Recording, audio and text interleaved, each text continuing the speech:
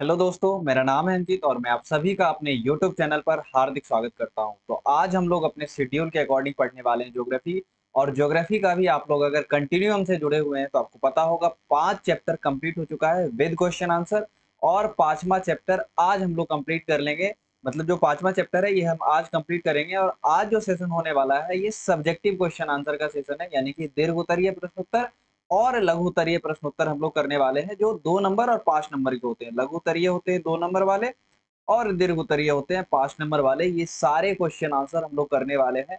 वैसे question answer भी हम लोग करेंगे जो कई बार एग्जाम में पूछे जा चुके हैं, इवन 2016-17 से 2013-14 में भी पूछे गए हैं। और ऐसे भी क्वेश्चन आंसर करेंगे जिसके पूछे जाने की संभावना एग्जाम में बहुत ज्यादा बनती है। इसलिए ये सेशन आप लोगों के लिए बहुत ही ज्यादा इंपॉर्टेंट होने वाला है। 2024 के एग्जाम के पॉइंट ऑफ व्यू से जो भी हिंदी माध्यम के बच्चे हो, चाहे वो किसी स्टेट के हो, ये फर्क नहीं पड़ता।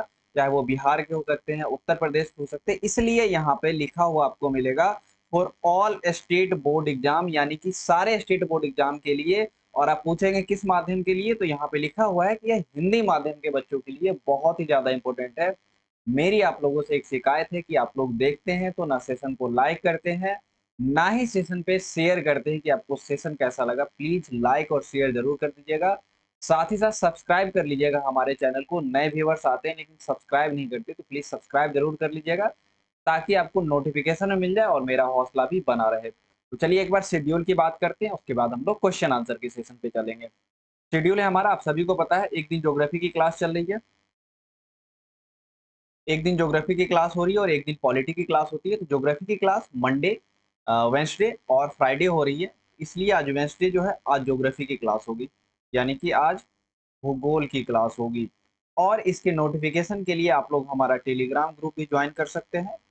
साथ ही साथ आपको सेशन अच्छा लगे और आप मुझे फॉलो करना चाहते हैं तो आप मेरे इंस्टाग्राम पे मुझे फॉलो कर सकते हैं। उस इंस्टाग्राम का लिंक और साथ ही साथ टेलीग्राम का लिंक इसी वीडियो के डिस्क्रिप्शन बॉक्स में आपको दे दिया जाएगा। तो मैं उम्मीद करता हूँ कि आपको सब कुछ जो शेड्यूल है ये समझ में आ गया। और अगर टाइम की बात करें तो ये टाइम जो है 8 PM यानी कि 8 बजे शाम में होता है।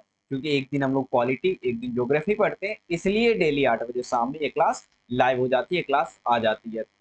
तो अब जो है हम लोग बढ़ते हैं अपने सेशन में। बहुत मजा आने वाला है, बहुत कुछ आपको सीखने को मिलेगा, बहुत कुछ जानने को भी मिलेगा। यहाँ पे जरूर शेयर कर दीजिएगा। आप लोगों से मैं बार बार कहता हूँ क्योंकि आप लोग शेयर नहीं करते, इसलिए बच्चे देखते नहीं है, ठीक है। और देखते हैं तो कमेंट भी नहीं करते, तो कमेंट भी जरूर कीजिएगा कि सेशन आपको कैसा लगा। पहला क्वेश्चन है हमारा, द्वितीय क्रियाकलाप से आप क्या समझते हैं? द्वितीय क्रियाकलाप से आप क्या समझते हैं? या फिर आपको अगर पूछ ले, मैं बताता हूँ कैसे लिखना है। अगर आपको पूछ ले कि विनिर्माण उद्योग किसे कहा जाता है, या ऐसे पूछ ले कि द्वितीय क्रियाकलाप से आप क्या समझते हैं, ठीक है।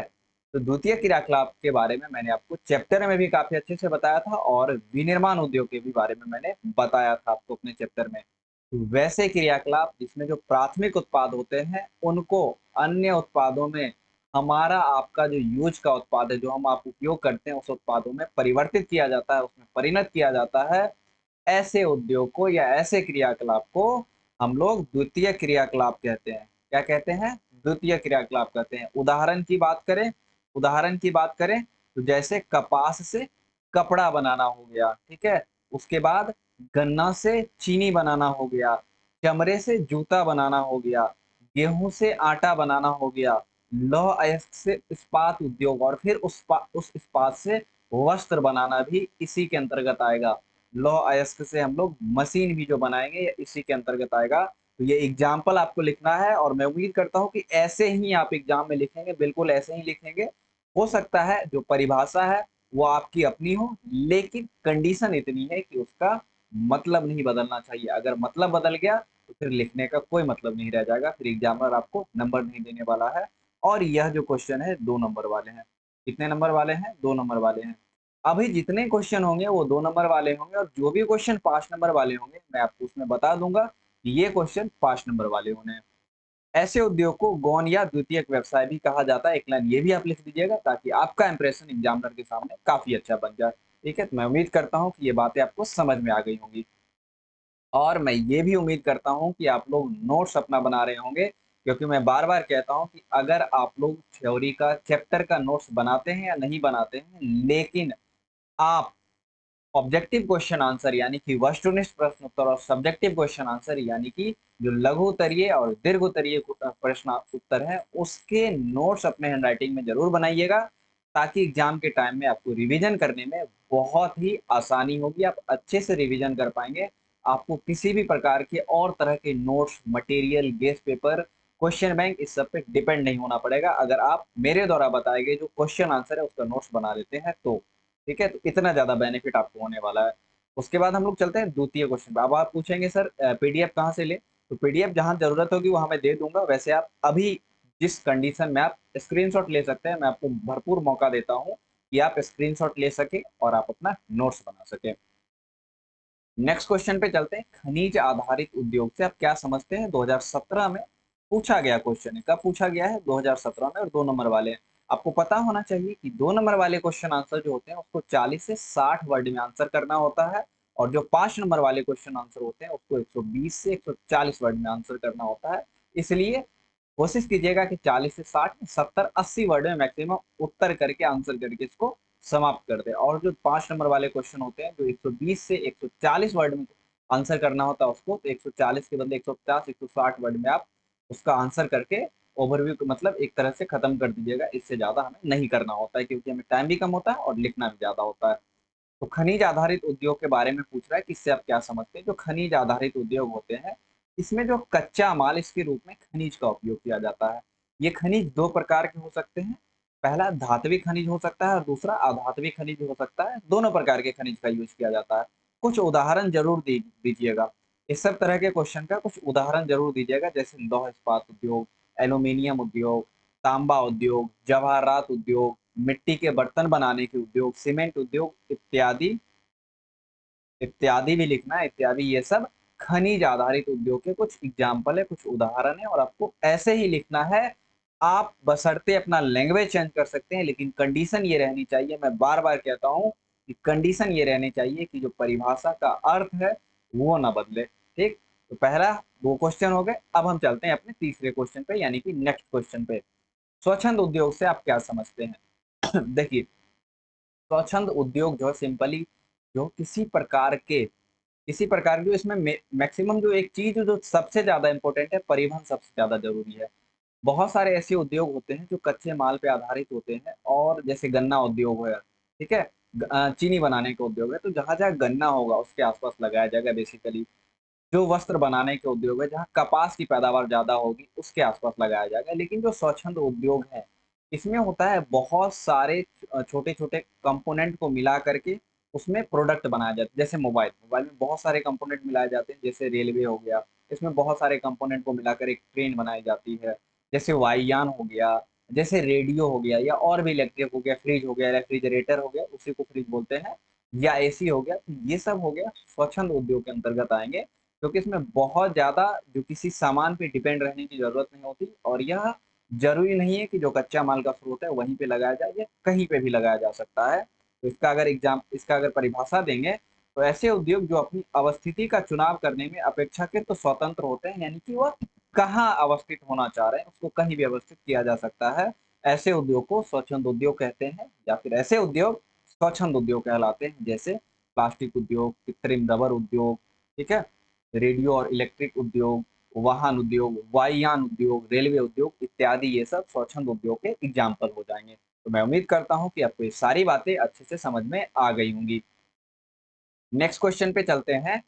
आकार के आधार पर उद्योगों का वर्गीकरण कीजिए। क्या कह रहा है? आकार के आधार पर। मैंने आपको उद्योगों का वर्गीकरण अलग अलग आधार पे बताया, जैसे कच्चे माल के आधार पे, उत्पाद के आधार पे, स्वामित्व के आधार पे, आकार के आधार पे। लेकिन यहाँ पे जो पूछा जा रहा है आकार के आधार पे, और 2 नंबर का क्वेश्चन है, 2021 में पूछा गया क्वेश्चन है। तो अगर आप जवाब देंगे तो आकार के आधार पे उद्योग निम्न प्रकार के होते हैं। ठीक है, ऐसा लिख देना है एक लाइन। मैं लिख देता हूँ यहाँ पे, आकार के आधार पे आपको लिखना क्या है? आकार के आधार पर उद्योग, आधार पर उद्योग निम्न प्रकार के होते हैं। और कोशिश कीजिएगा कोशिश कीजिएगा, मैं जोर दे करके बोलता हूँ, कोशिश कीजिएगा कि जिस तरह का फ्लो चार्ट बनाया गया है वैसा ही फ्लो चार्ट बनाइए। फ्लो चार्ट और भी तरीके से बन सकता है, जैसे मैं बात करूं अभी, जैसे जहाँ पे आप लिख दीजिएगा आकार के आधार पे उद्योग, 3 तरह का उद्योग हो गया, ठीक है। तो ऐसे आप बना सकते हैं सिंपल सा। लेकिन अगर आप फ्लो चार्ट बनाते हैं, ठीक है, फ्लो चार्ट बनाते हैं, तो जो 2 नंबर के क्वेश्चन है उसका जो 2 नंबर के क्वेश्चन उसका जो आप आंसर देंगे फ्लो चार्ट के माध्यम से, तो वह ज्यादा इम्पैक्ट करेगा और आपको 2 में से 2 नंबर मिलने की पूरी संभावना होती है, ठीक है। तो पहला जो है आकार के आधार पे उद्योग, पहला उद्योग है कुटीर उद्योग, कुटीर उद्योग या फिर घरेलू उद्योग जिसको बोलते हैं। दूसरा है लघु या छोटे पैमाने का उद्योग, और तीसरा है बड़े पैमाने का उद्योग। बस 3 ही लिखना है, 2 नंबर में पूछा जाएगा, और फ्लो चार्ट बना के लिखेंगे, बस 3 ही लिखेंगे, जो कि इसके बारे में अगर थोड़ा थोड़ा भी 2-2 लाइन लिखने के लिए जाए तो करीब करीब मुझे लगता है कि 100 वर्ड में लिखा जा सकता है। इसलिए बस इतना ही लिखना है, इससे ज्यादा नहीं लिखना है। नेक्स्ट क्वेश्चन है कच्चे माल के आधार पे उद्योगों का वर्गीकरण, और 2 बार ये पूछा गया क्वेश्चन है, 2018 और 2020 में क्वेश्चन पूछा गया है। शायद नहीं नहीं ढक रहा है, ठीक है, पशु आधारित दिख रहा है। कच्चे माल के आधार पे उद्योगों का वर्गीकरण निम्नलिखित है, 1 लाइन आपको लिखना है। उसके बाद आपको यहाँ से लिखना है कि कच्चे माल के आधार पर जो उद्योग है, आधार पर उद्योग, ठीक है, 1 लाइन 1 वर्ड और जोड़ देना है आपको इसमें। ये 5 प्रकार के होते हैं, कृषि आधारित, खनिज आधारित, रसायन आधारित है, उसके बाद पशु आधारित उद्योग है, उसके बाद वन आधारित उद्योग। और सबके बारे में काफी डिटेल में मैंने आपको अपने चैप्टर में बताया है। इसीलिए जो बच्चे नहीं देखे हैं और जिनको प्रॉब्लम है समझने में कि इसके अंदर क्या क्या होगा, कृषि आधारित में कौन सा हो सकता है, रसायन आधारित में कौन सा होगा, खनिज आधारित में कौन सा होगा, वन आधारित में कौन सा होगा, पशु आधारित में कौन सा होगा, तो इसके लिए आपको वीडियो देखना पड़ेगा। और उसके लिए आप जाकर के हमारे चैनल पे देख सकते हैं। आप देखेंगे कैसे, मैं उसका लिंक इसी वीडियो के डिस्क्रिप्शन बॉक्स में दे दूंगा। और सेशन अच्छा लग रहा हो तो लाइक जरूर कर दीजिएगा, साथ ही साथ शेयर भी कर दीजिएगा और कमेंट भी करिएगा कि सेशन कैसा लगा। नेक्स्ट क्वेश्चन है स्वामित्व के आधार पे उद्योग का वर्गीकरण, ठीक है। स्वामित्व के आधार पे 2019 में पूछा गया क्वेश्चन है। स्वामित्व के आधार पे 3 प्रकार के उद्योग होते हैं, एक एक लाइन लिख दीजिएगा, ठीक है। 3 प्रकार के उद्योग होते हैं। पहला है सार्वजनिक क्षेत्र के उद्योग, उसके बाद निजी क्षेत्र के उद्योग और संयुक्त क्षेत्र के उद्योग। सार्वजनिक क्षेत्र के उद्योग में पूरी तरह से सरकार के नियंत्रण में होते हैं, सरकार के अधीन होते हैं। जो दूसरे प्रकार के उद्योग है स्वामित्व के आधार पर, जो निजी क्षेत्र के उद्योग है, यह किसी पूंजीपति वर्ग के अधीन होता है, किसी व्यक्ति के अधीन होता है। तीसरा है जो संयुक्त क्षेत्र का उद्योग होता है, इसमें सार्वजनिक क्षेत्र यानी कि सरकार और पूंजीपति दोनों मिल करके उस उद्योग का संचालन करते हैं, यानी कि दोनों के पास मालिकाना हक होता है। तो मैं उम्मीद करता हूँ कि ये भी आपको अच्छे से समझ में आ गया होगा। नेक्स्ट क्वेश्चन पे चलते हैं हम लोग। कुटीर एवं लघु उद्योग में अंतर स्पष्ट करें। अगर 2 नंबर में आएगा तो आपको सिर्फ 2 ही लिखने हैं, लेकिन 5 नंबर में आएगा तो आपको 5 पॉइंट में लिखने हैं। और यहाँ 5 नंबर के हिसाब से ये क्वेश्चन आंसर आपके लिए मैं लेकर के आया हूँ। थोड़ा सा मैं खुद को हाइड कर रहा हूँ यहाँ पे।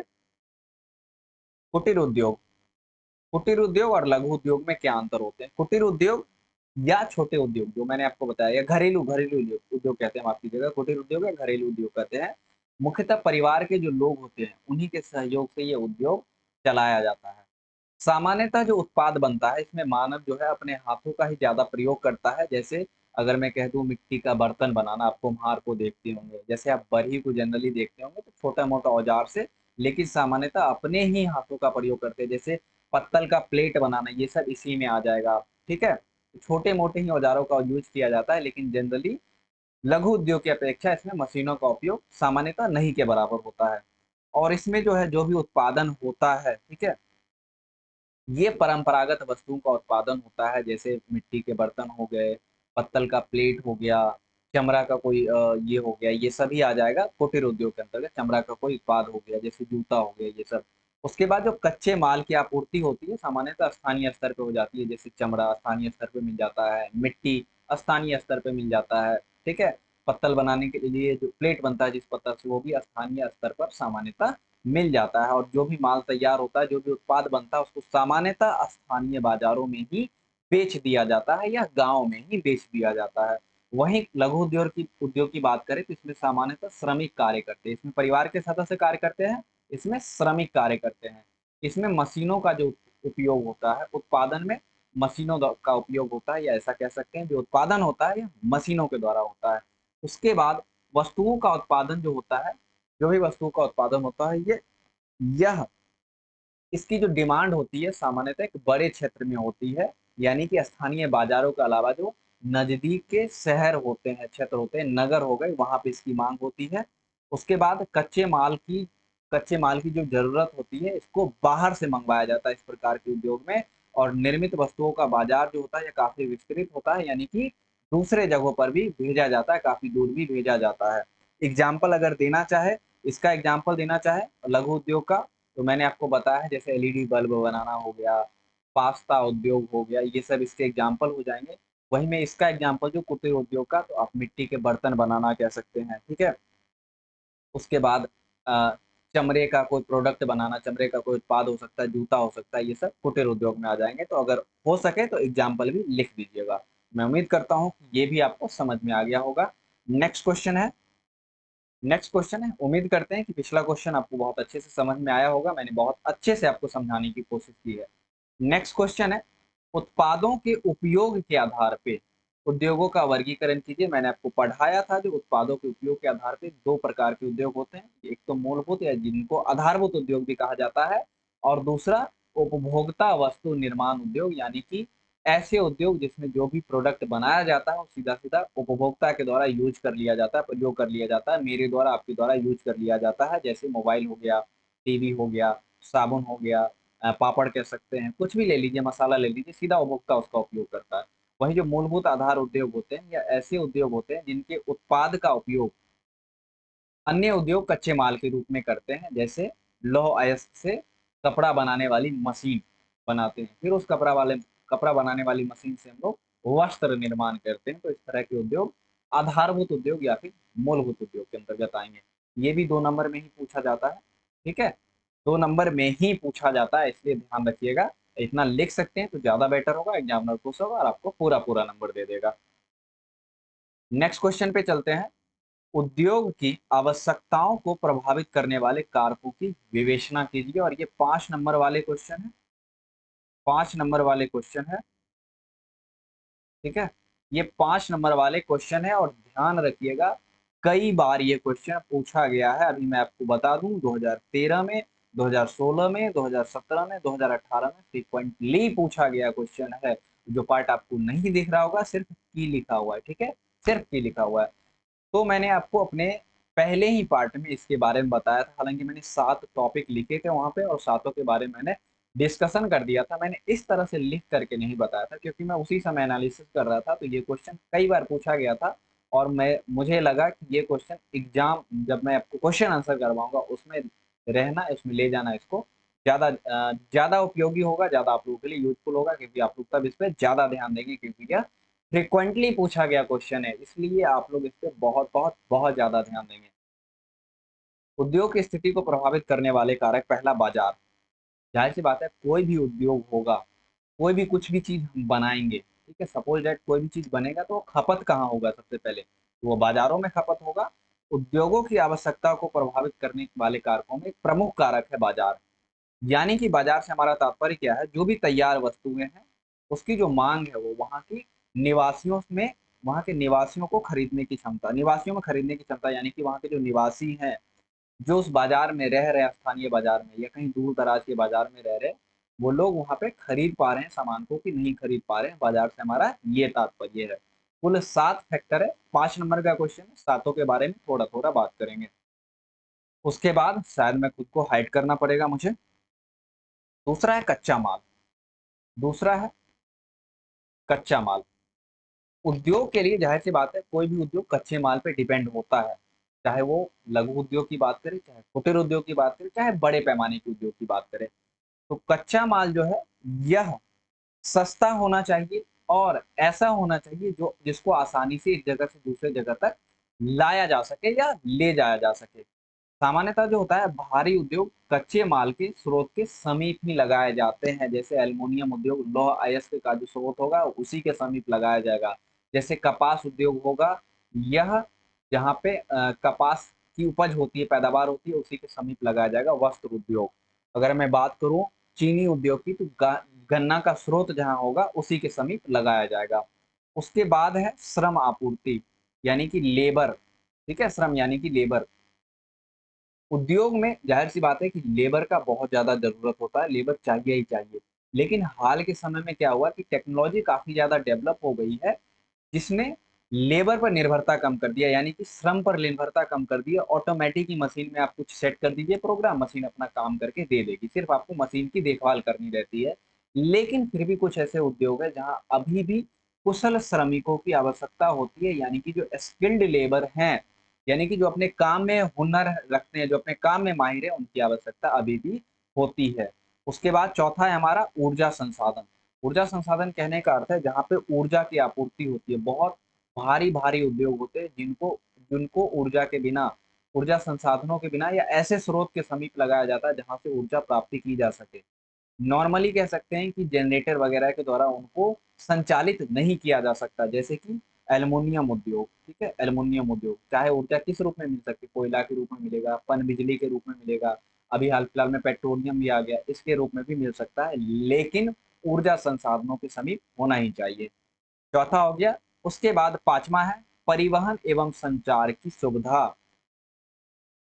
कच्चे माल को कारखाने तक लाने, यानी कि जो भी फैक्ट्री होगी वहाँ तक लाने के लिए, उस फैक्ट्री में फिर वो उत्पाद बनेगा, फिर उस उत्पाद को बाज़ार तक लाने के लिए इसमें परिवहन की आवश्यकता होती है, सुगम परिवहन चाहिए, सक्षम परिवहन चाहिए, बिना परिवहन के ये पॉसिबल नहीं हो सकता। उसके बाद है सरकारी नीति।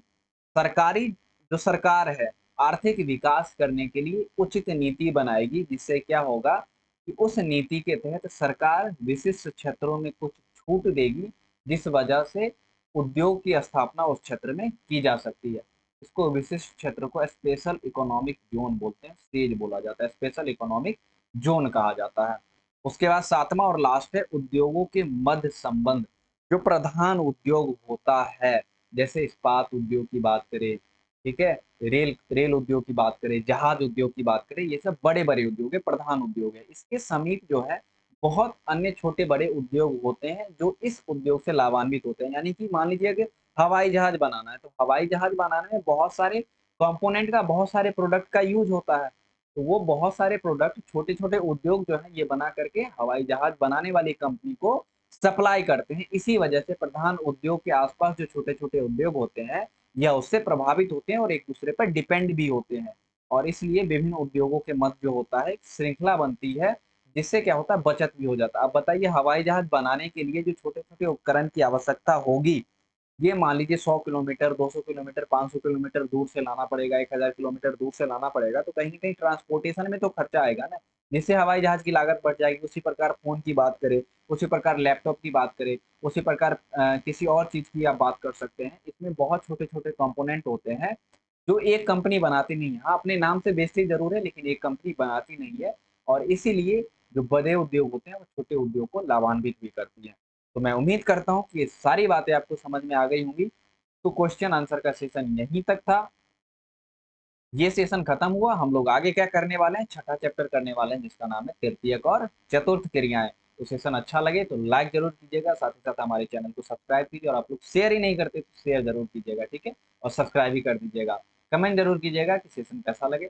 मिलते हैं अपने अगले सेशन में। Thank you.